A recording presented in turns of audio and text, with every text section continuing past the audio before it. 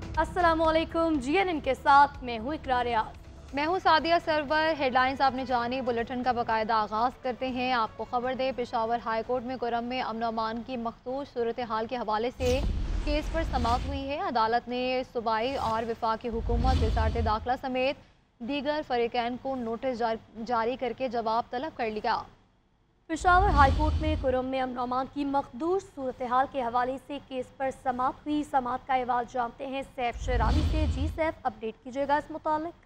यकीनन जिले कुरम में अमन और अमान से मुतालिक पेशावर हाई कोर्ट में जो रिट दायर की गई है उन पर समाअत हुई है। जो समाअत है वो जस्टिस सिरजादा सदुल्ला पर मुश्तमिल दो रुकनी बेंच ने की है, जिनमें सूबाई और वफाकी हुकूमत, वज़ारत दाखिला समेत दीगर फरीकैन को जो नोटिस है उन्होंने जवाब तलब कर ली है। तो उसमें कहा गया है कि दरख्वास्त में किस सड़कों की बंदिश, सेहत की बुनियादी सहूलियात की जो शहरी है वो महरूम है, लिहाजा अमन और अमान की खराब सूरत हाल के बायस शहरी न जिला कुरम आ सकते हैं और नहीं जा सकते हैं, जिस पर दरख्वास्त गुजार ने यह भी कहा कि ट्रांसपोर्ट और मोबाइल सर्विस भी बंद है। गुज़श्ता 2 महीनों से कुरम में मामूलात जिंदगी जो कि शदीद मुतासर है, खुराक की भी किल्लत है, अद्वियात की भी है, जिस पर अदालत ने जवाब तलब करते हुए मुतलका हुकाम से समाअत मुलतवी कर दी।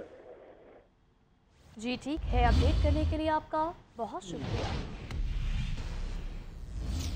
वज़ीर आज़म शहबाज शरीफ D8 इजलास के लिए काहिरा में मौजूद और इंडोनेशिया के सदर से मुलाकात की। बाहमी दिलचस्पी के अमूर, दो तरफ़ा ताल्लुकात, सियासी, तिजारती और इक़्तिसादी अमूर पर तबादला ख्याल किया गया। दोनों रहनुमाओं ने इक़्तिसादी और तजारती ताल्लुकात मज़ीद मुस्तहकम करने पर जोर दिया। दो तरफ़ा ताल्लुकात बरकरार रखने के लिए करीबी राबतों पर इत्तफ़ाक़। वज़ीर आज़म ने कहा कि इंडोनेशिया पाकिस्तान का काबिल भरोसा तिजारती शराकतदार है।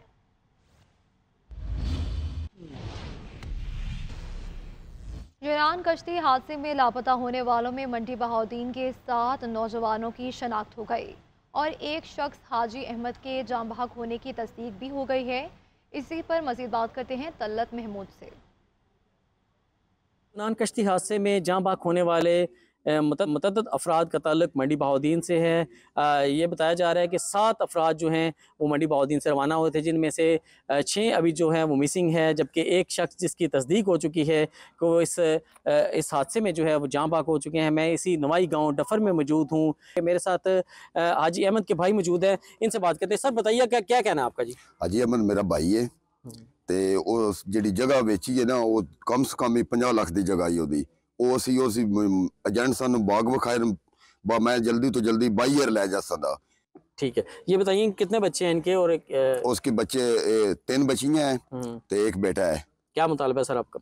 मुतालबा ये जल्द तो जल्द साडी डेड बॉडी आवे पाकिस्तान, उस तो बाद उन्हां बच्चों का मतलब जेड़ा है ना मुस्तकबिल अच्छा होवे। जी बिल्कुल, कई कह रहे हैं कि हमारे जो बच्चे हैं, एक तो उनके मुस्तकबिल जो है वो दाव पे लगा है, दूसरा उनका ये कहना है कि इस एजेंट के खिलाफ जो है सख्त कार्रवाई की जाए ताकि आइंदा से किसी के साथ इस तरह का जो है वो जुल्म ना हो सके। जी, पाकिस्तान स्टॉक एक्सचेंज में आज भी शदीद मंदी। कारोबार के आगाज में ही 100 इंडेक्स में 2671 पॉइंट्स की कमी हुई है। इंडेक्स 1,10,140 की सतह पर आ गया, जबकि गुज़िश्ता रोज इंडेक्स 1,11,070 की सतह पर बंद हुआ था।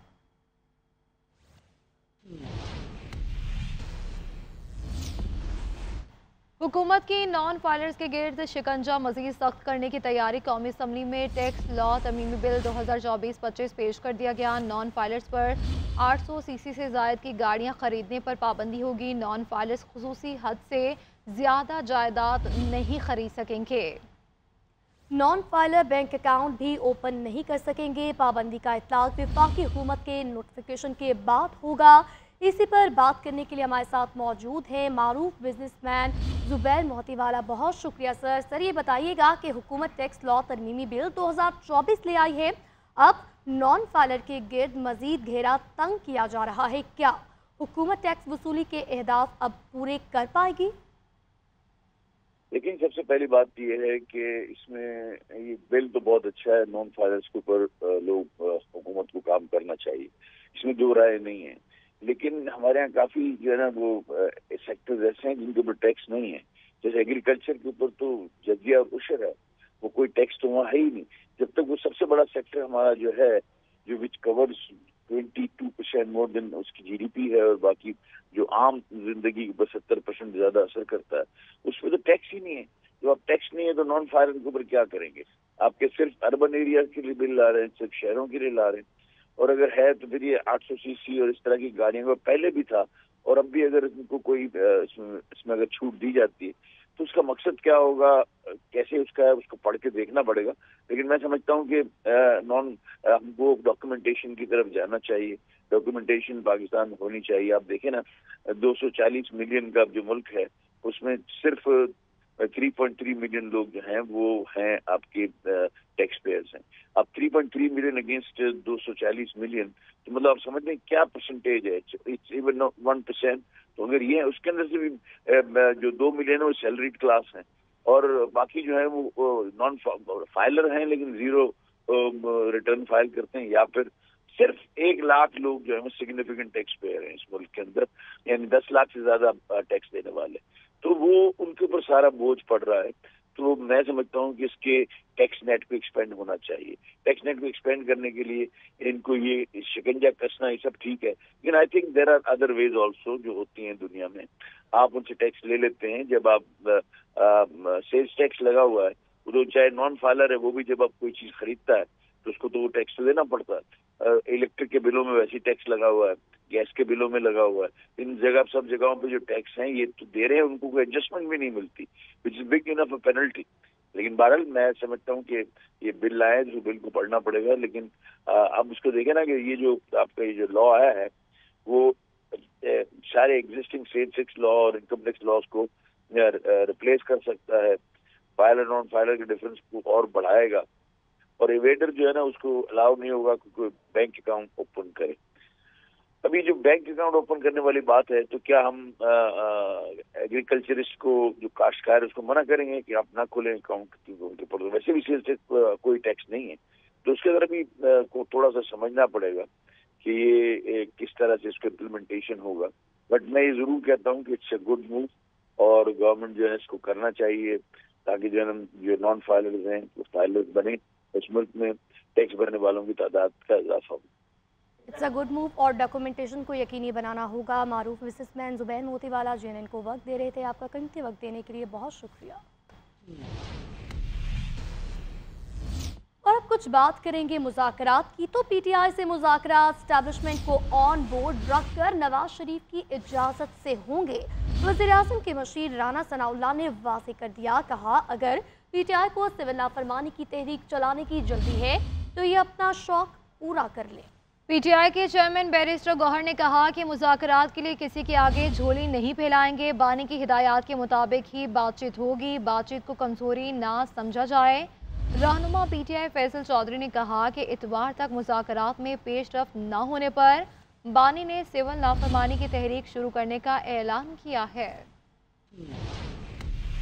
PTI سے بعد اسٹیبلشمنٹ کو آن بورڈ رکھ کر اور نواز شریف کی اجازت سے مشروط ہے. مشیر وزیراعظم نے واضح کر دیا. رانا ثناء اللہ نے کہا کہ ہم تحریک انصاف سے جو مذاکرات کریں گے وہ نواز شریف کی اجازت سے مشروط ہوں گے. حکومت PTI سے جو بات کرے گی وہ اسٹیبلشمنٹ کو آن بورڈ رکھ کر کرے گی. مذاکرات کا آغاز اتوار تک ہو سکتا ہے. جو بھی بات کریں گے وہ کمیٹی جن افراد کے اوپر بھی مشتمل ہو ان کی بات جو ہے وہ subject to the approval of Mian Nawaz شریف ہوگی اور گورنمنٹ جو بات کرے گی اسٹیبلشمنٹ کو آن بورڈ رکھ کے کرے گی. اسی طرح سے PTI کی ٹیم جو بھی بات کرے گی جس بات پہ بھی ایگری ہوگی وہ subject to the approval of بانی PTI ہوگی.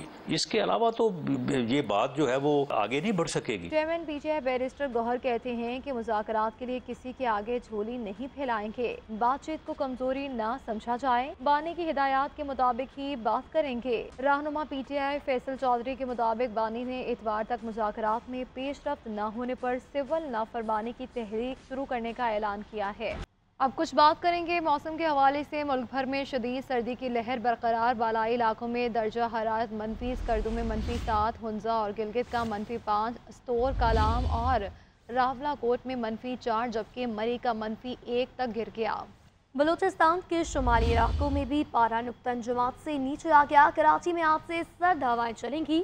محکمہ موسمیات نے بلند پہاڑی علاقوں میں بارش اور برف باری کی پیش گوئی بھی کی ہے. मुल्क भर में सर्दी की लहर जारी। कराची में आज से वक्फे वक्फे से सर्द हवाएं चलेंगी। बालाई इलाकों में सर्दी की शिद्दत बरकरार है। स्कर्दू का कम से कम दर्जा हरारत -7, हुंजा गिलगित का -5, तोर कालाम रावलाकोट का -4 जबकि मरी का -1 तक रहा। चित्राल, सवा, दीप, कोहिस्तान, मानसेरा में मतला अबरालूद बारिश का इम्कान है। बलूचिस्तान में भी अखबस्ता हवाएं, ज़ियारत का दर्जा हरारत -7, कलाब पे -6, रुबुद्दीन का -5 और कोयटा का -4 तक पहुँच गया। बुलंद पहाड़ी सिलसिलों की चोटियों पर बर्फ के गाले, वादियों ने बर्फ की दोशाला ओढ़ ली। इस्लामाबाद का दर्जा हरारत 1, पेशावर मुजफ्फराबाद का 2, लाहौर का 5 जबकि सतर का 5 सेंटीग्रेड तक रिकॉर्ड किया गया। मैदानी इलाकों में धुंध हद निगाह कम होने पर मोटरवेज को कई मकामात पर बंद कर दिया गया।